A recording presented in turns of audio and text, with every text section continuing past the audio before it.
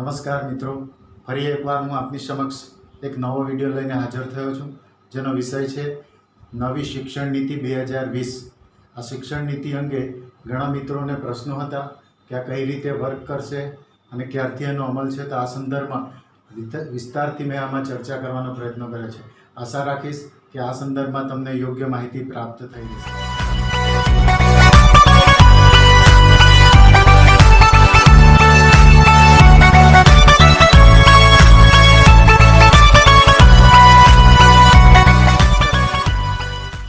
વાનરમાંથી આદિમાનવ અને આદિમાનવમાંથી આધુનિક માનવની જે લાંબી વિકાસની યાત્રા છે એમાં જુદા જુદા ઘણા પરિબળોએ મહત્વની ભૂમિકા ભજવી છે, પરંતુ એમાંથી કોઈએ સૌથી મહત્વની ભૂમિકા કોઈ ભજવી હોય તો તે શિક્ષણ છે। શિક્ષણે જ માણસને સામાજિક પ્રાણી તરીકેની પદવી આપી છે।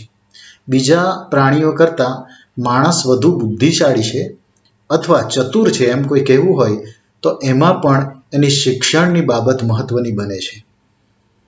વિશ્વના દેશોમાં જે દેશોની શિક્ષણ પદ્ધતિ સુવ્યવસ્થિત અને ઉચ્ચ છે એ દેશોએ ઝડપથી આર્થિક વિકાસ કરી બતાવેલો છે એવું જાણવા મળ્યું છે। વર્તમાન સંજોગોમાં વિશ્વમાં શ્રેષ્ઠ ઉચ્ચ શિક્ષણ પદ્ધતિ ધરાવતા દેશોની ગણના કરીએ તો સૌ પ્રથમ ક્રમે આવે અમેરિકા, ત્યારબાદ બીજા ક્રમે આવે સ્વિટ્ઝરલેન્ડ, ત્યારબાદ ત્રીજા ક્રમે ડેનમાર્ક, ચોથા ક્રમે યુનાઇટેડ કિંગડમ એટલે કે યુકે, પાંચમા ક્રમે આવે છે સ્વીડન અને છઠ્ઠા ક્રમે ફિનલેન્ડ। આ સિવાય લાંબી યાદી છે અને ભારતની વાત કરીએ તો ભારતનો વર્તમાન સમય એટલે કે 2019ના આંકડા મુજબ આપણે 35મો ક્રમ ધરાવીએ છીએ। શ્રેષ્ઠ શિક્ષણ પદ્ધતિ ધરાવતા દેશોમાં ભારતનું સ્થાન અત્યારે 35મું છે, જે 2018માં 40મું હતું। આ રીતે કયા દેશની પદ્ધતિ શ્રેષ્ઠ છે એ જાણવા માટે 3 માપદંડોની કેટેગરી હોય છે, જેમાં એક છે નીતિ પર્યાવરણ, બીજું છે ટીચિંગ પર્યાવરણ, ત્રીજું છે સામાજિક આર્થિક પર્યાવરણ।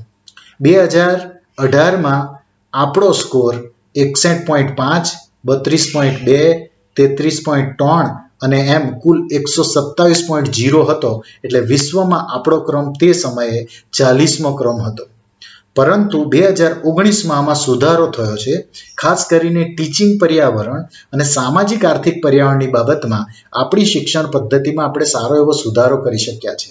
નીતિ પર્યાવરણમાં હજુ પણ સુધારાની જરૂર છે, તો 56.3, 52.2 અને 50.1 મળી કુલ 158.6નો સ્કોર થયો છે અને તેથી આપણે 5 ક્રમ આપણા સુધારો થઈને આપણે 35મા ક્રમે પહોંચી ગયા છે। એટલે વિશ્વમાં શ્રેષ્ઠ શિક્ષણ આપતી પદ્ધતિ ધરાવતા દેશોમાં ભારતનું સ્થાન અત્યારે હાલના સંજોગોમાં 35મું છે એમ આપણે કહી શકીએ। અને આ બધી બાબતોને ધ્યાનમાં રાખીને હવે વિશ્વનો અનુભવ બતાવે છે કે કોઈ પણ દેશનો વિકાસનો આધાર જે તે દેશની માનવ સંપત્તિ પર રહે છે અને માનવ સંપત્તિને વિકાસની અનુરૂપ બનાવવાનું કાર્ય જે તે દેશની શિક્ષણ નીતિ કરે છે।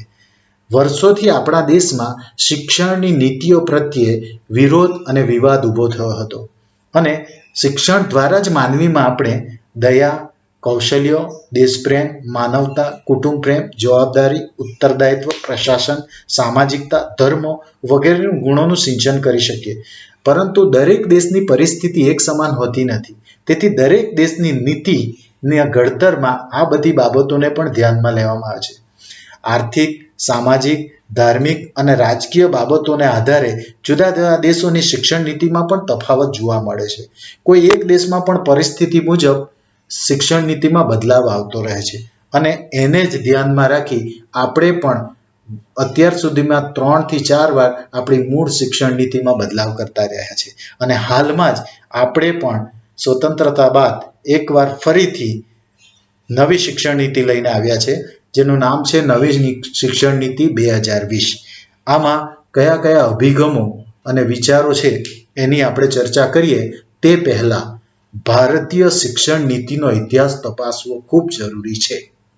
ભારતની શિક્ષણ નીતિઓનો ઇતિહાસ આઝાદી પછી 1968 સુધી આપણે અંગ્રેજો દ્વારા શરૂ કરેલ શિક્ષણ નીતિ દ્વારા શિક્ષણ આપવાનું કાર્ય ચાલુ રાખ્યું હતું, પરંતુ 1968માં સૌ પ્રથમવાર તેમાં બદલાવ કરવામાં આવ્યો અને નવી શિક્ષણ નીતિ તરીકે પ્રથમવાર આપણે રજૂઆત કરી અથવા અમલ કરવામાં આવ્યો.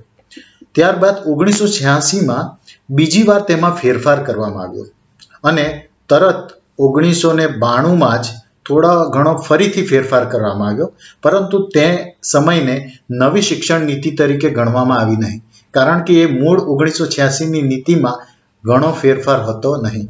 અને અંતે હાલમાં 2020માં જે નવી શિક્ષણ નીતિ આવી રહી છે, જેનો અમલ 2022 કે 23થી થવાની શક્યતાઓ છે, આ નીતિ અન્ય નીતિઓ કરતાં અથવા અગાઉની નીતિઓ કરતાં ખાસ છે, કારણ કે આ નીતિમાં જે 10+2ની શિક્ષણ પદ્ધતિની જે ખામીઓ છે એને દૂર કરવાનો પ્રયત્ન કરવામાં આવ્યો છે. અગાઉની 10+2ની પદ્ધતિમાં બાળક 6 વર્ષે શાળામાં એક ધોરણમાં પ્રવેશ કરતું અને લગભગ શાળામાં જવામાં પણ નીરસતા છે એવું સર્વેક્ષણમાં જોવા મળ્યું છે. બાળક શાળાએ કેમ ન જતો એમ અથવા કેમ જવાનું ના પાડતો, તો એના મુખ્ય કારણોમાં એક તો એમને ઘરે જે રમત પ્રત્યેનો જે એમની ઉંમર છે ત્યારે એમને રમત પ્રત્યે વધારે લગાવ હોય છે તે હતો, અને બીજો મહત્વનો એક મુદ્દો એ નીકળીને આવ્યો કે એમને પરીક્ષાનો ડર હતો. એક બહુ સરસ ઉદાહરણ અહીં હું આપીશ કે એક પિતા એના બાળકને સ્કૂલે લઈ જઈ રહ્યા હતા અને સામે એક કસાઈ એક બકરાને ખેંચી રહ્યો હતો. તો સ્વાભાવિક છે કે બાળકનો પ્રશ્ન થયો કે પપ્પા, આ બકરાને કેમ પેલા ભાઈ ખેંચે છે? તો એમ કહે કે એને કસાઈ પાસે લઈ જવામાં આવી રહ્યો છે, ત્યાં એને કાપવામાં આવશે એટલે ડરે છે. તો બાળકે એમ કીધું કે પપ્પા, હું એમ સમજ્યો હતો કે એને સ્કૂલે લઈ જાય છે. તો મિત્રો, કેટલી મહત્વની વાત છે કે બાળક માટે એક સ્કૂલે જવું એ ના પસંદગી બરાબર છે અથવા ન ગમવા બરાબર હોય છે ઘણા બાળકોમાં. તો આવું કેમ થયું છે? અને એના સંદર્ભમાં અભ્યાસ પરથી એવું જાણવા મળ્યું કે આ ઉંમરમાં જે સમયે એમને સ્કૂલમાં જવાનું હોય ત્યારે બાળકોને આપણે ભણતર પાછળ લગાવી દઈએ. વાસ્તવમાં તો એ આવી વિવિધ રમતો રમતો જોવા મળે છે ઘરે, અને ક્યારે શાળાએથી છૂટ્યા પછી પણ તરત એ આવી રમતોમાં પરોવાઈ જાય છે. તો પહેલાંની જે રમતો હતી તે છોડીને બાળકને હવે શિક્ષણ અથવા શિક્ષણનો ભાર જે પડી ગયો છે એને લીધે ઈસરોના પૂર્વ ચેરમેન અને નવી શિક્ષણ નીતિ 2020ના અધ્યક્ષ તરીકે જેમણે ભૂમિકા ભજવી છે એવા ડૉક્ટર કસ્તુરી રંજન મુજબ એમ કહેવામાં આવ્યું છે કે બાળક માટે શાળાએ પણ ઘર જેવું વાતાવરણ આપવું, એટલે કે માત્ર બાળક રમે, થોડા સમય વર્ષો સુધી બાળક રમે અને એને સ્કૂલ પ્રત્યે જે રીતે એને રમતો અને ઘર પ્રત્યે લગાવ છે એવો જ લગાવ એને શાળામાં થાય એ પ્રકારનું વાતાવરણ પૂરું પાડવું, એ પ્રકારની ભૂમિકા બનાવવાની આ નીતિમાં પ્રયત્ન થયા છે. એટલે આ નીતિમાં કેટલીક વિશિષ્ટતાઓ છે, જેમાં એક સૌથી મહત્વની વાત એ છે કે બધી નીતિઓ કરતાં આ નીતિના ઘડતર માટે ખૂબ લાંબી ચર્ચાઓ અને વિચારણાઓ કરવામાં આવી છે. ગ્રામ્ય લેવલથી માંડીને કેન્દ્ર સુધી અનેક લોકોના સલાહ સૂચનોને એમાં સામેલ કરવાનો પ્રયત્ન કરવામાં આવ્યો છે અને બહુ લાંબા સમયગાળા સુધી આના ઉપર ચર્ચા વિચારણા થઈ એક ડ્રાફ્ટ અથવા મુસદ્દો તૈયાર થયો છે. બીજું, રાજ્ય સરકાર અગાઉ 12 વર્ષ સુધી જે બાળકો પર સતત ધ્યાન આપતી તેને બદલે હવે 15 વર્ષ સુધી સરકાર ધ્યાન આપશે. ત્રીજી એક મહત્વની વિશિષ્ટતા આમાં કે અગાઉ શિક્ષણ ક્ષેત્રે માનવ સંસાધન વિકાસ મંત્રાલય જે કાર્ય કરતું હતું તેનું નામ બદલીને હવે શિક્ષણ મંત્રાલય કરવામાં આવ્યું છે. અગાઉ જે શિક્ષણ પાછળ 4.43%ની રકમ ખર્ચવામાં આવતી છેલ્લી નીતિમાં, તે વધારીને 6%ની આસપાસ કરવામાં આવશે એવું આ નીતિમાં જણાવવામાં આવ્યું છે. પાંચમી વિશિષ્ટતા છે, અગાઉ જે 10+2ની પદ્ધતિ હતી તે બદલીને હવે 5+3+3+4ની કરવામાં આવી છે. છઠ્ઠું છે, જુદા જુદા પ્રવાહોને દૂર કરી બહુવિધ વિષયની પસંદગી કરવાની હવે છૂટ અપાશે. એટલે કે આર્ટ્સ, કોમર્સ, સાયન્સ એ બધા પ્રવાહની સિસ્ટમ દૂર કરીને અનેક વિષય જે એમને પસંદગી ન હશે તે છૂટથી ભણી શકશે એવી વ્યવસ્થા કરવાનો ઉદ્દેશ છે. સાતમું છે, કોલેજ શિક્ષણ હવે 4 વર્ષનું કરવામાં આવ્યું છે. જો કે એમાં પણ કેટલાક નિયમો છે જેની આપણે પાછળથી ચર્ચા કરીશું. ત્યારબાદ હાયર એજ્યુકેશન અથવા સંશોધનના ક્ષેત્રમાં એમફિલનો અભ્યાસક્રમ બંધ કરીને સીધું 4 વર્ષનું જ પીએચડી રાખવામાં આવ્યું છે, એટલે કે ડાયરેક્ટ 4 વર્ષ પીએચડી કરી શકશે. તો આ ચારે ચાર જે સ્ટેજ છે એ બધા જ સ્ટેજોને આપણે વિગતે સમજવાનો પ્રયત્ન કરીએ.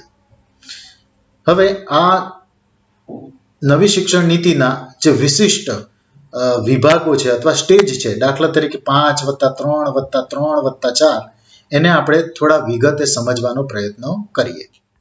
નવી શિક્ષણ નીતિ 2020માં જે 5+3+3+4 ની નવી પદ્ધતિ છે, એમાં પ્રથમ 5 વર્ષ ને પ્રથમ સ્ટેજ તરીકે ઓળખવામાં આવે છે. એને ફાઉન્ડેશન કોર્સ તરીકે પણ કહેવામાં આવ્યું છે, જેમાં બાળક 3 વર્ષે જ શાળામાં દાખલ થઈ જશે. પરંતુ આ 3 વર્ષમાં માત્ર બાળકો રમતો રમવા માટે શાળાએ જશે. કોઈ પણ પ્રકારની પરીક્ષા નહીં હોય. એ રમતા રમતા જે કંઈ શીખવાનું હશે તે શીખવશે. અહીં ભાર વિનાનું ભણતરનો ઉદ્દેશ રાખવામાં આવ્યો છે. અહીં શિક્ષકોની ભૂમિકા પણ બદલાઈ જશે. એક માતા પિતા જે બાળકો સાથે રમતા હોય અને પોતે પણ રમાડતા હોય એ રીતની શિક્ષકોની અહીં ભૂમિકા છે. અને એ માટે આ શિક્ષકોને ચોક્કસ પ્રકારની તાલીમ આપીને તૈયાર કરવામાં આવશે. વર્તમાન સમયમાં આંગણવાડીમાં જે રીતે બાળકોને રમતો રમાડીને શાળાએ રાખવામાં આવે છે, તે જ પ્રકારની ભૂમિકાનું મોટું સ્વરૂપ અહીં કરવાનો પ્રયત્ન કરેલો છે. એટલે વર્ષ દરમિયાન માત્ર બાળકો શાળાએ આવશે, પરંતુ એ ભણશે નહીં, માત્ર રમતો રમશે. અને રમતો રમતા રમતા, ગીતો ગાતા ગાતા, કોઈ પણ પ્રકારના પછી પેઇન્ટિંગ હોય કે બીજી રમતો હોય, કપડાં પણ ગંદા થશે અને યુનિફોર્મ પણ એ ગંદા જ કપડાથી જશે. પરંતુ એને એક સરસ મજાની જે પ્રકારની અગાઉ વાત કરી કે ઘરે જે પ્રકારની રમતો રમવાની મળતી હોય છે, એ શાળાએ જતાં બંધ થઈ જાય છે. અને એને કારણે નાની ઉંમરમાં બાળકોને રમતો પ્રત્યે વધારે લગાવ હોવાથી શાળામાં પણ એ જ પ્રકારે રમતો રમતા રમતા એમને રમાડતા શીખવવામાં આવે તો બાળક હોંશે હોંશે શાળાએ જશે, એવી એક વાત બહાર આવવાથી આ પ્રકારના પ્રયત્નો કરવામાં આવે છે. અને એ જ રીતે 3 વર્ષ પૂર્ણ થયા બાદ એ પછીના જે 2 વર્ષ છે, જેને ધોરણ 1 અને 2માં વહેંચવામાં આવેલું છે, એમાં પણ પરીક્ષા તો નહીં જ લેવાની એવું નક્કી કરવામાં આવેલું છે. અને આ 1 અને 2 ધોરણમાં બાળકોને માત્ર અક્ષરો અને સંખ્યાની ઓળખ તથા વાંચન અને લેખન કરી શકે એટલી ક્ષમતા વિકસાવવાનો એમાં પ્રયત્ન કરવામાં આવેલો છે. અને ધોરણ 1 અને 2માં કોઈ પરીક્ષા ન હોવાથી એ સીધું 3જા ધોરણ સુધી પાસ જ થઈ જશે. પરંતુ અહીં પણ બાળકને કોઈ પણ પ્રકારનો ભાર ન રહે ભણતરનો, અને એ હજુ 1 અને 2 ધોરણમાંથી ક્યારે પસાર થઈ ગયો એનો પણ એ બાળકને ખ્યાલ ન આવે, એ પ્રકારનું આ પ્રથમ સ્ટેજમાં વાતાવરણ ઊભું કરવાનો આ નીતિમાં પ્રયત્ન કરવામાં આવે છે. ત્યારબાદ ધોરણ 3 થી 5 જે આપણે 3 વર્ષનો જે સ્ટેજ છે, એમાં 3જું ધોરણ, 4થું ધોરણ અને 5મું ધોરણનો સમાવેશ થાય છે. આમાં થોડુંક અભ્યાસ સાથે સાથે હવે પ્રવૃત્તિને પણ સામેલ કરવામાં આવ્યું છે. એટલે કે વિવિધ પ્રવૃત્તિઓ કરાવતા કરાવતા બાળકને શીખવવાની વાત અહીં કરવામાં આવી છે. અને એ દ્વારા બાળક પ્રવૃત્તિ સાથે શીખે અને અભ્યાસ કરે. એટલે અહીંથી પરીક્ષાઓ શરૂ થશે. અને આ પ્રકારનું જે શિક્ષણ છે ધોરણ 3, 4 અને 5 એ આ નીતિમાં જે તે પ્રદેશની પ્રાદેશિક ભાષામાં જ આપવું જોઈએ એવું કહેવામાં આવ્યું છે. પ્રાદેશિક ભાષા એટલે ધારો કે ગુજરાત હોય તો ગુજરાતીમાં શીખવવું, મહારાષ્ટ્ર હોય તો મરાઠીમાં, બંગાળ હોય તો બંગાળી ભાષામાં શીખવવું, પંજાબમાં હોય તો પંજાબી ભાષામાં શીખવવું, એ રીતની વ્યવસ્થા આ નીતિમાં કરવામાં આવી છે. અને અહીં સૌપ્રથમવાર આ સ્ટેજમાં પરીક્ષાની શરૂઆત કરશે. એટલે કે બાળકનું મૂલ્યાંકન કરવાની શરૂઆત આ સ્ટેજમાં કરવામાં આવશે. ત્રીજો સ્ટેજ, જેને મધ્ય સ્ટેજ પણ કહેવામાં આવે છે, અથવા 3 વર્ષ જે 6 ધોરણ અને 7મું ધોરણ અને 8મું ધોરણનો રહેશે. આ સ્ટેજની વિશિષ્ટતા એ છે કે અહીં કોમ્પ્યુટરનું જ્ઞાન આપવાનું શરૂ કરવામાં આવશે. પરંતુ એ માત્ર પ્રાથમિક જ્ઞાન હશે, જેમાં વિદ્યાર્થી કોઈ કોમ્પ્યુટરના હાર્ડવેર કે સોફ્ટવેર બનાવવા લાગી જવાનો નથી, પરંતુ કોમ્પ્યુટરના હાર્ડવેર અને સોફ્ટવેરથી એ માત્ર પરિચિત થાય અને કોડિંગ કરતો થાય એટલું જ્ઞાન એને મળી રહે એ પ્રકારનો ઉદ્દેશ આ ત્રીજા સ્ટેજ અથવા મધ્ય સ્ટેજમાં રાખવામાં આવ્યો છે. આ ઉપરાંત એક બહુ મહત્વની વાત છે કે હવે વોકેશનલ કોર્સ ધોરણ 6, 7 અને 8 થી જ શરૂ કરી દેવામાં આવશે.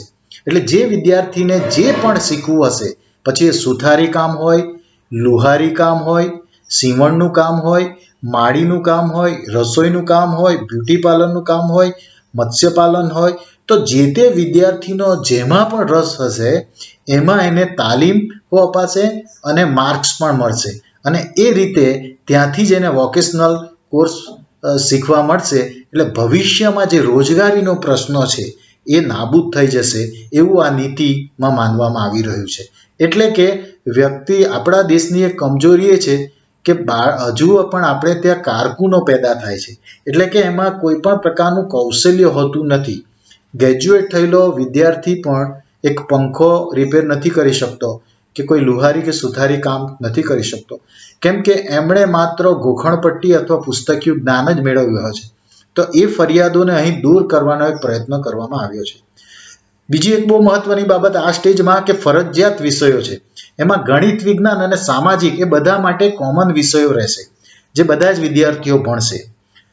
પરંતુ વોકેશનલ કોર્સની બાબતમાં પોતાના રસ મુજબનો વોકેશનલ કોર્સ એ પસંદ કરી શકશે.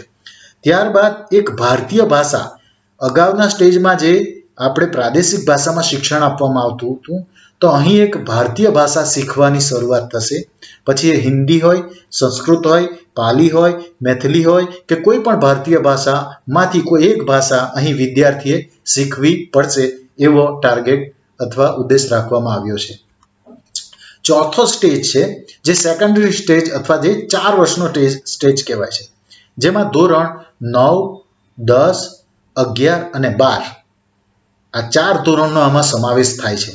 આ સ્ટેજની મહત્વની બાબત એ છે કે અહીં 4 ધોરણોમાં વર્ષમાં 2 વાર પરીક્ષા લેવામાં આવશે. એટલે 9 થી ધોરણ 12 સુધીમાં વિદ્યાર્થી 8 પરીક્ષાઓ આપશે. અને અગાઉ જે ધોરણ 10 અને 12માં બોર્ડ દ્વારા જે પરીક્ષા લેવામાં આવતી તે નાબૂદ કરીને દરેક ધોરણનું મહત્વ રહેશે અને સેમેસ્ટર સિસ્ટમ દ્વારા પરીક્ષાઓ લેવામાં આવશે. એટલે 9 થી 12 સુધીમાં વિદ્યાર્થીએ કુલ 8 એવી મહત્વની પરીક્ષાઓ આપવી પડશે અને જેમાંથી પસાર થવું પડશે અને એમના દેખાવને આધારે એમના આગળના કેરિયરની દિશા નક્કી થશે. બીજી એક બહુ મહત્વની બાબત ચોથા સ્ટેજમાં એ છે કે અહીં અગાઉ જે આર્ટ્સ, કોમર્સ, સાયન્સનો પ્રવાહ હતો એને અહીં સમાપ્ત કરી દેવામાં આવ્યો છે. આપણે જોયું છે કે આગળ 10 પછી વિદ્યાર્થી કોઈ આર્ટ્સમાં જતો, કોઈ કોમર્સમાં જતો અને સાયન્સમાં જતો. તો અહીં એ સમાપ્ત કરીને હવે ધારો કે એક વિદ્યાર્થીએ સાયન્સમાં ભણે છે એની ક્ષમતા મુજબ, પરંતુ એને કેમેસ્ટ્રીની સાથે આર્ટ્સનો વિષય પણ પસંદ કરવો છે અને એને ઇકોનોમિક્સ પણ પસંદ છે, તો એ સાયન્સમાંથી પણ વિષય લઈ શકશે, આર્ટ્સમાંથી પણ વિષય લઈ શકશે અને કોમર્સમાંથી પણ વિષય લઈ શકશે. અને એ રીતે એક આખું ફોર્મ્યુલા ઘડવાનો એ પ્રયત્ન કરીને વિદ્યાર્થીઓને અનેક વિષયોમાંથી પોતાના રસના વિષયોની પસંદગી કરવાની તક પૂરી પાડવાનો પ્રયત્ન કરવામાં આવ્યો છે. ત્રીજી એક બહુ મહત્વની બાબત છે અને એ ચોથા સ્ટેજમાં વિદ્યાર્થીઓને વિચારાત્મક શિક્ષણ મળી રહે એ પ્રકારનું, એટલે કે ગોખણપટ્ટીથી દૂર રહીને વિદ્યાર્થીના અંતરાત્માથી અથવા પોતાની અંદરથી એ પ્રયત્ન કરતો થાય. દાખલા તરીકે વાસ્કો દ ગામા ભારત ન આવ્યો હોત તો શું થાત? ગાંધીજી જેવા નેતા ભારતને મળ્યા ન હોત તો શું થાત? આપણને આઝાદી મળી હોત? આટલું મોટું આંદોલન ચલાવી શક્યા હોત? ભારત અત્યારે જ્યાં છે ત્યાં પહોંચી શક્યો હોત? જેવા અનેક અંદરથી વિચારો પેદા કરે એ પ્રકારના શિક્ષણ આપવાની વાત આ સ્ટેજમાં કરવામાં આવે છે અથવા એ પ્રકારની વ્યવસ્થા ગોઠવવામાં આવી છે. અને એક બહુ મહત્વની બાબત એ છે કે આ સ્ટેજમાં વિદ્યાર્થીઓને એક વિદેશી ભાષાનો પણ અભ્યાસ કરવાની તક આપવામાં આવશે. પછી ફ્રેન્ચ હોય, જર્મન હોય કે ચાઇનીઝ હોય. જો કે ચાઇનીઝના સંદર્ભમાં અત્યારે પ્રતિબંધ મૂકેલો છે, પણ એ સરકારનો નિયમ છે.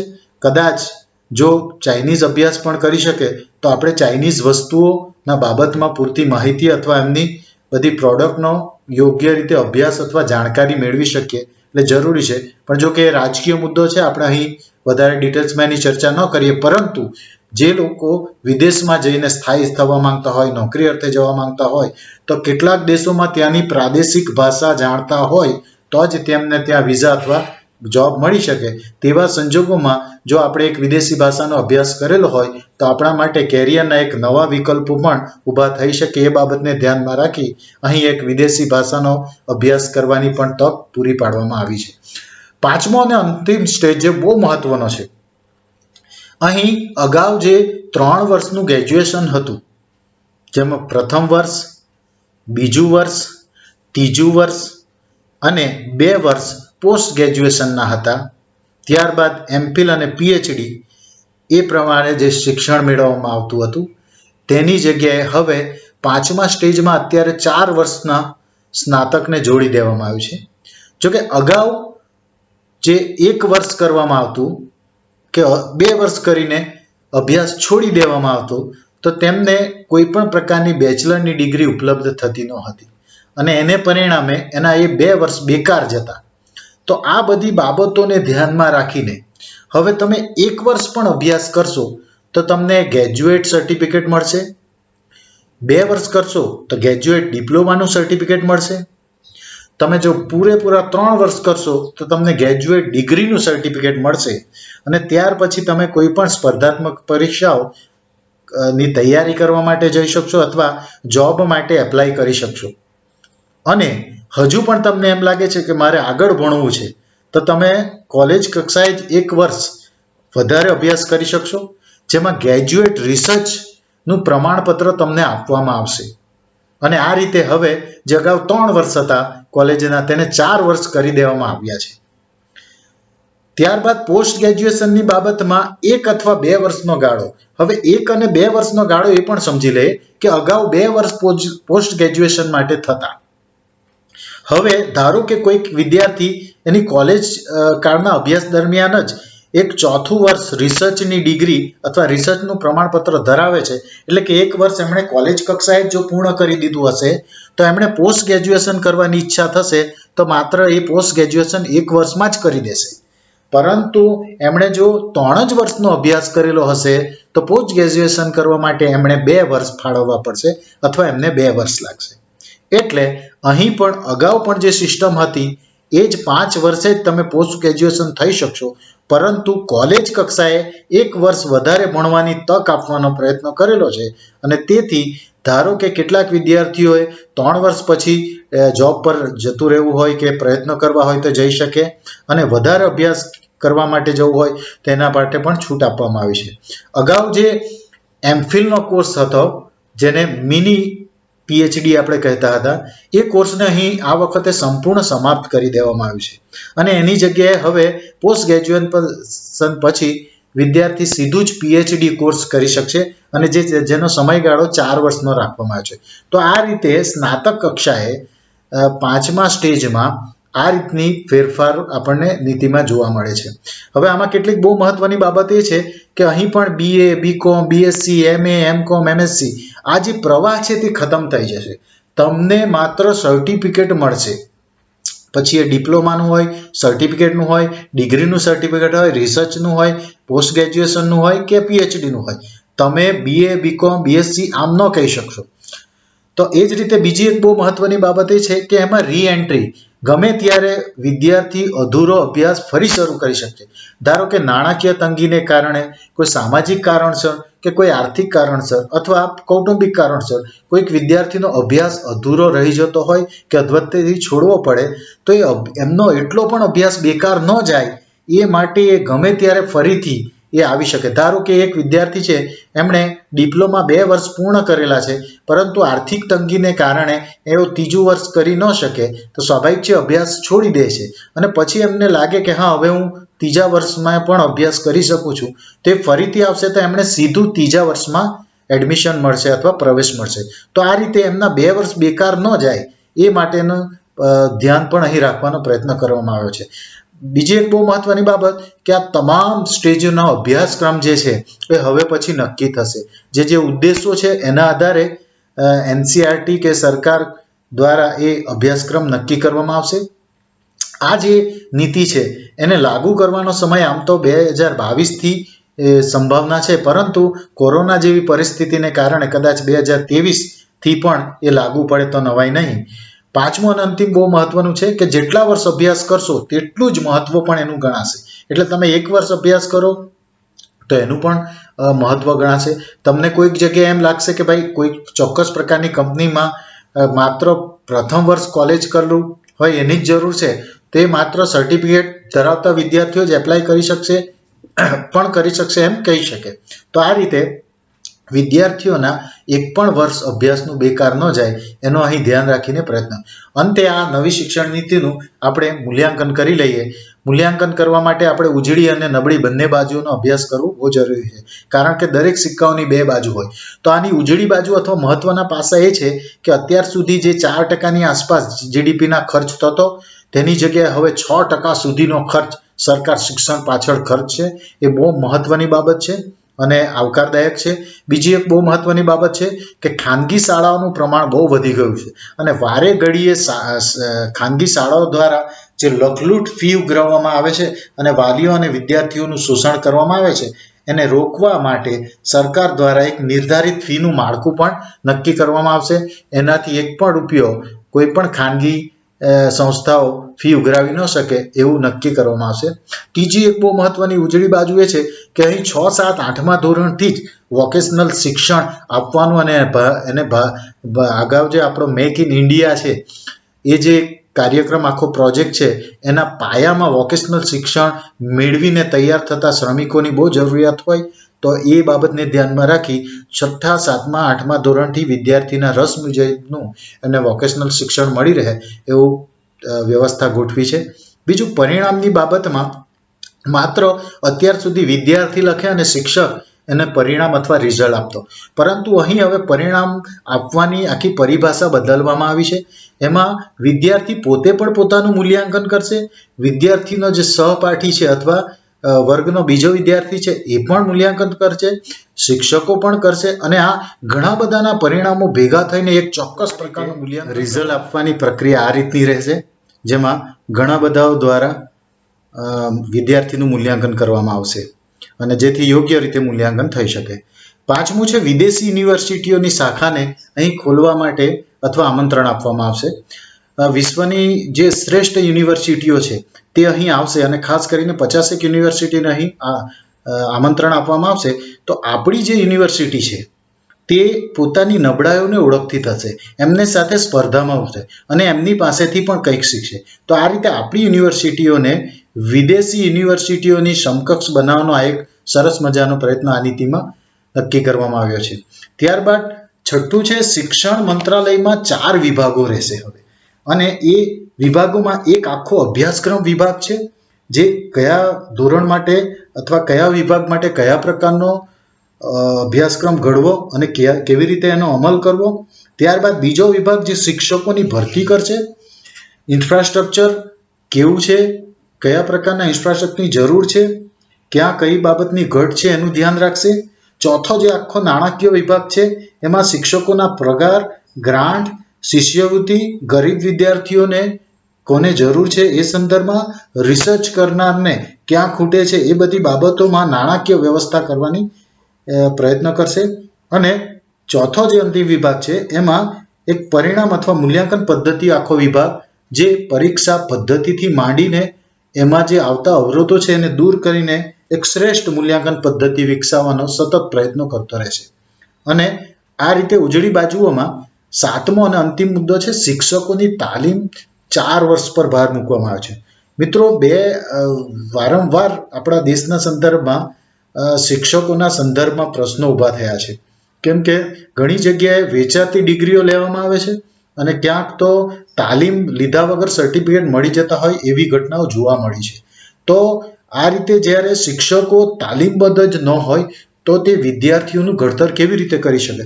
એટલે આના માટે સરકારે ચોક્કસ આ નીતિમાં 4 વર્ષ સુધી પોતે શિક્ષકને એ રીતના તૈયાર કરવા પર એટલે કે એમની તાલીમ પર ખૂબ ભાર મૂક્યો છે અને હવે શિક્ષકોએ સતત શિક્ષક બનવા માટે 4 વર્ષ સુધી તાલીમ લેવી પડશે.